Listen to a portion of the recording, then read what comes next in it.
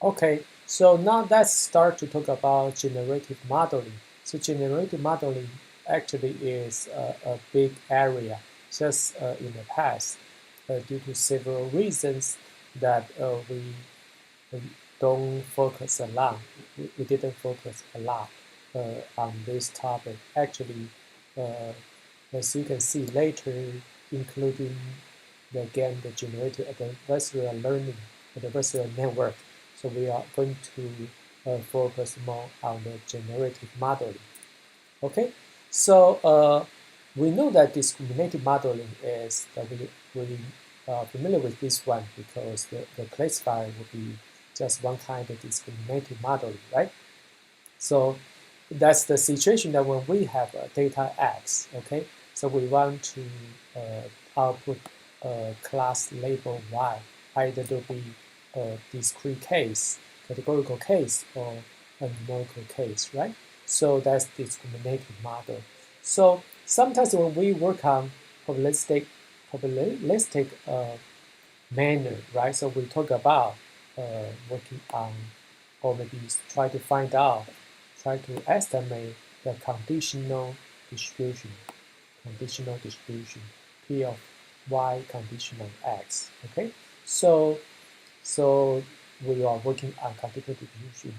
So in this case, the distribution boundary is important, right? So just because we have to separate for different y, how to separate between different y, either if there'll be like, suppose it's a binary case, we make sure that the p of y conditional x equal to 0.5, right? That will be the distribution boundary, okay?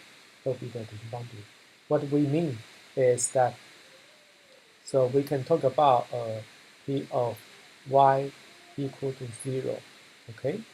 Or maybe p of y equal to 1, for instance, if it's a binary situation, right? If it's a binary situation, then the string boundary will be the case when both of them are equal, which means that that's also equal to 0.5, okay? So that's where we have a division boundary. On the other hand, if we say, if we talk about, okay, so one of them could be, let's say, for instance, if like this, if we have p of y, a continuous x when y is equal to 0, greater than p of y condition x when y is equal to 1, then we say what? Then we predict y is 0 in this case, for instance, right? So we can, of course, given the probability, we actually have more information. We have more information, such as that, okay, for instance, we can also talk about the situation like a p of y uh, condition x equal to 0.3, right? Maybe I should say 0.7. That is equal, it is different from the situation like p of y condition x when y equal to 0, that's equal to 0.9, right? Okay, for these two cases, right, then we output y equal to 0 for sure, right, for both cases, but the confidence will be different. Okay, so we have to pay attention to this part. When we have probability, actually we have more information to make better judgment. Okay, so that's something I want to emphasize. So yeah, so and also we have to emphasize that for the discriminative models in this case, right? So we don't really know P of X. We don't really want to focus on P of X, or we don't aim to model P of X. Okay.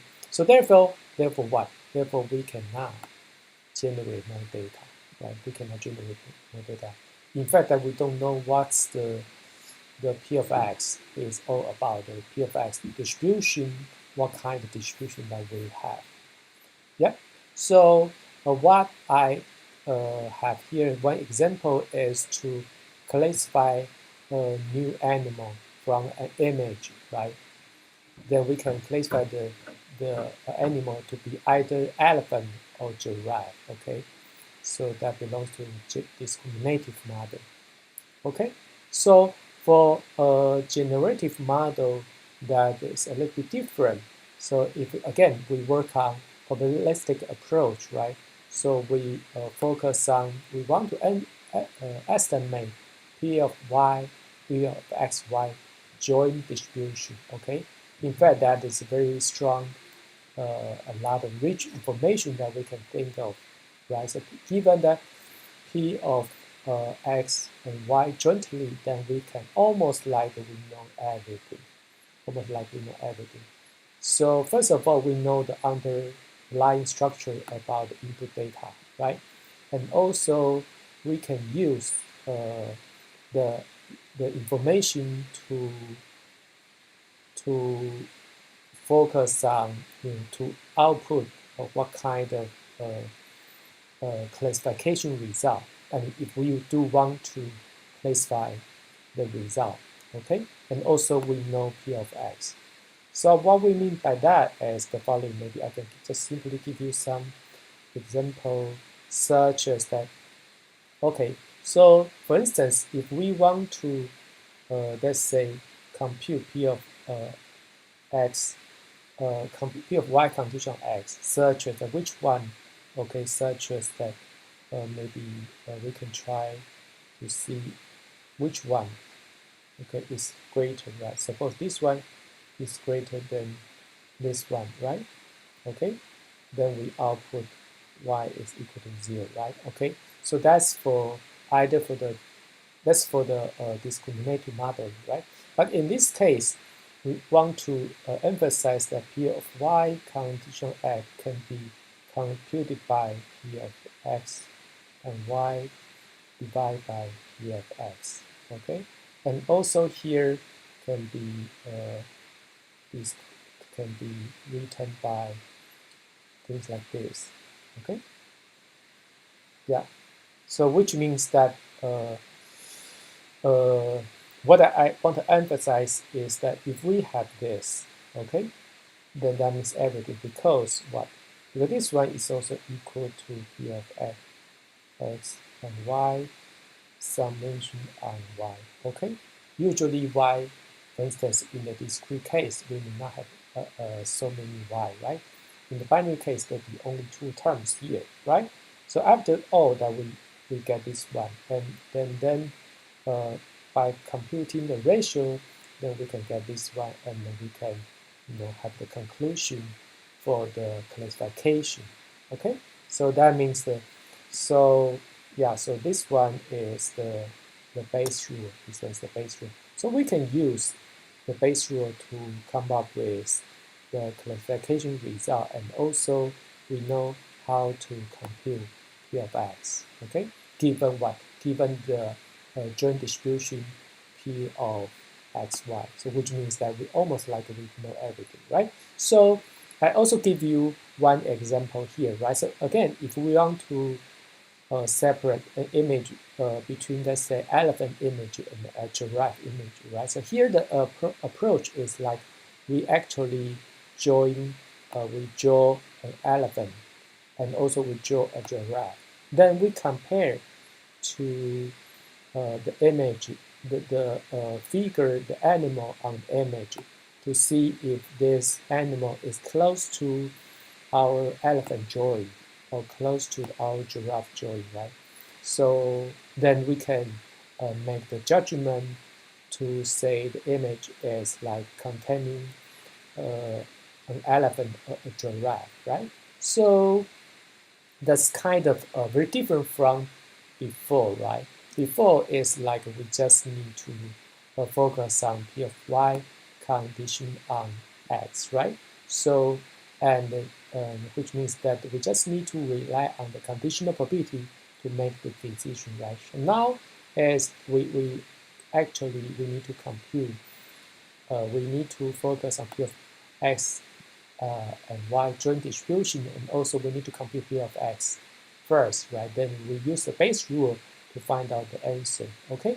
So think like this looks like awkward, right? But we need to think about the situation like, okay, so when we draw elephant or giraffe, right? Which is not considered to be an easy task, right? So joining them, right, with some kind of approximation to a good, really like a real elephant or giraffe images, right? Then that's not that easy, right? So therefore, the classification may not be easily done, right? So we don't know what kind of error that we're going to have. And also, what do I mean by that is that in general, to and to estimate the probability, right? Like for instance, this one, okay? That meaning that this one is what? This one is a given y information, what kind of x that we have, right? Y is either to be elephant or a giraffe, right? X will be what kind of appearance, right? Like how to draw the elephant or a giraffe, right? So this kind of probability will be very difficult to estimate in general. So that makes what? That makes the generative modeling to be very difficult compared to discriminative modeling, right? But later we're going to see that generative model will still be useful in certain situations, right?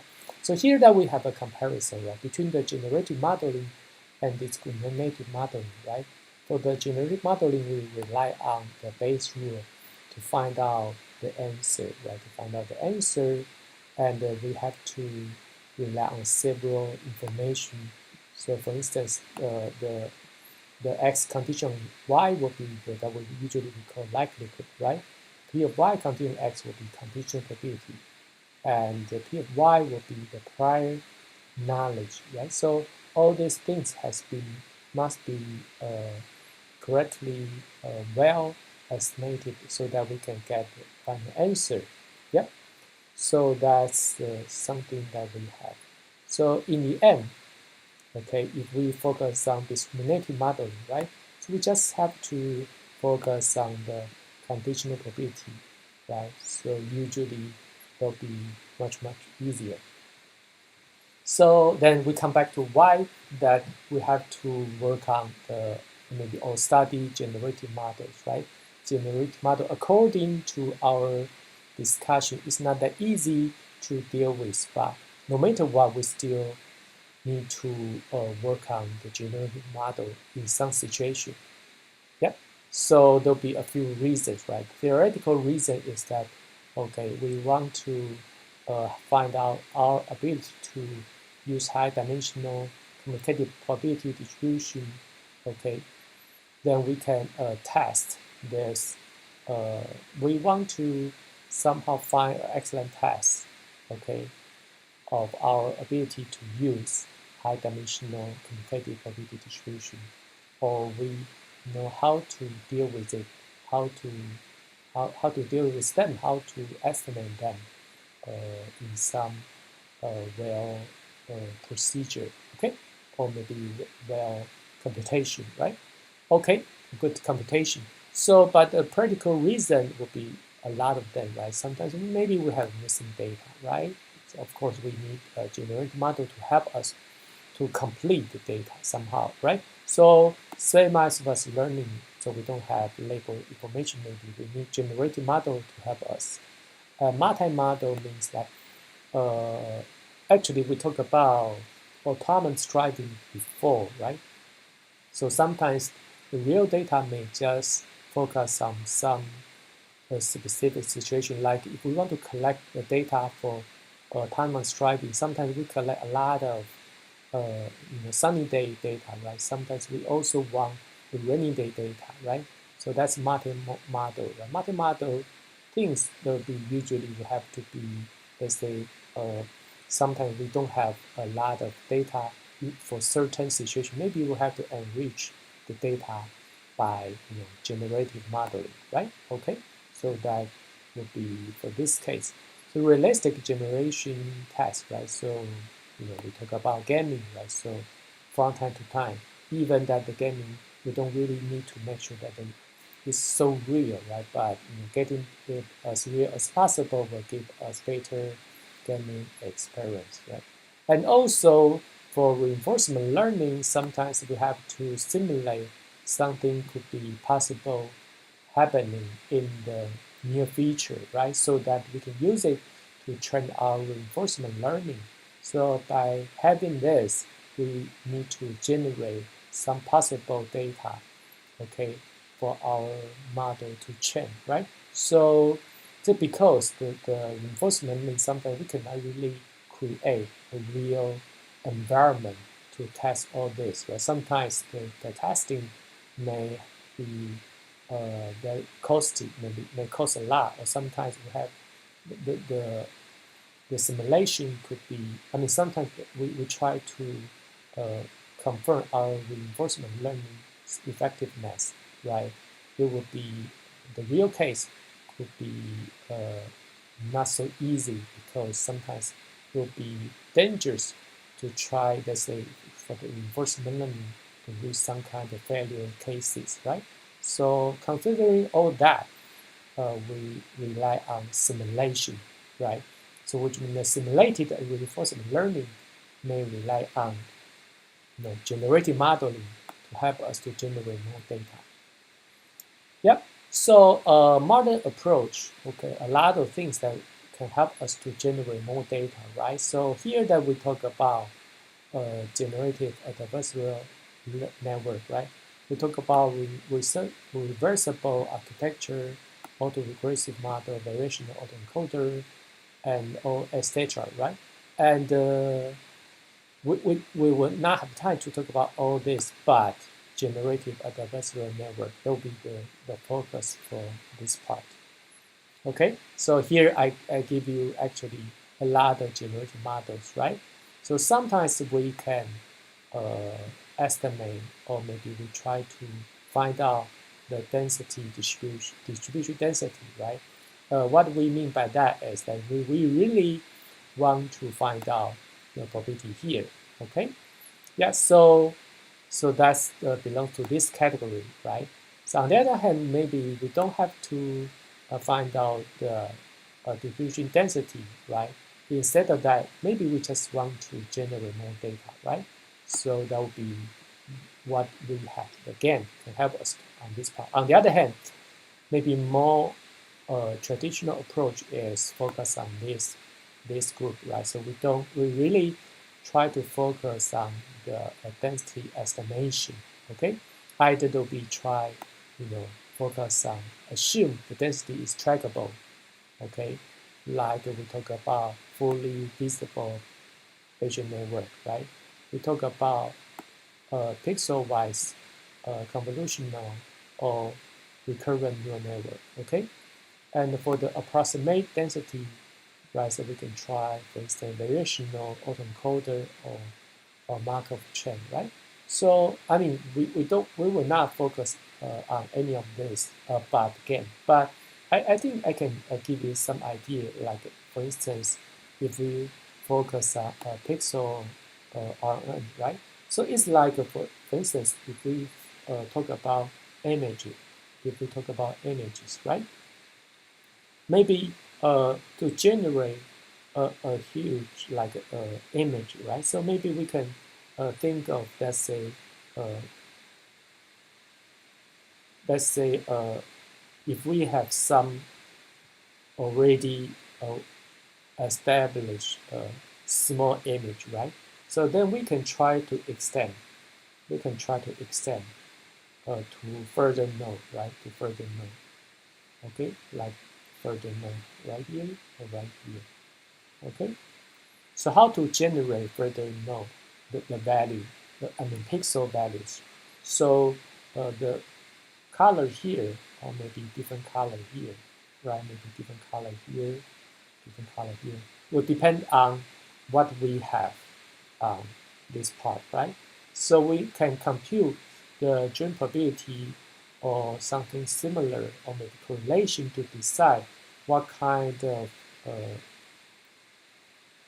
content that we have, between the existing one and what we want to estimate, right? So using this one, right, we can try either the pixel convolution pixel convolution neural network or pixel recurrent neural network, right? Either one will give us the result, okay, like this, like what we just tried to describe, right? So we can try to using different way to estimate the drinkability using either the pixel CNN or pixel RNN. Okay, yeah. So and for the Markov chain, that is actually related to the data science course, which will not be covered in this part. Okay, yeah. So and we also want to emphasize that, okay, for the evaluation, usually it's not that easy to evaluate generative model, how good the generative model is, right? Because sometimes the model have good performance, right? May have the bad likelihood, right? Sometimes will have a good likelihood, but may produce bad samples, right? So so maybe you can think about that, how to balance between given our good likelihood and or given our good output with a good appearance, right? So how to find out the best formula for this, right? So it's very difficult. Just like I say, right, measuring the similarity between two images, right, using uh, MSE or Euclidean distance may not be a good idea in general, right? And also for GANs is also similar to say why that the one GAN is better than the other, right? So most of the time, if you check the GAN paper, right, they quite a lot. They show you what they can achieve, right? To give you some real image, then you can make a judgment about by yourself, by your eyes, what kind of uh, how you take a look of this result, and you can decide these models will be good or not. Okay, so if you want to know more detail, right, so you can try this thesis, right? So then there will be a way to evaluate different generative models. Okay, so that would be all for this part.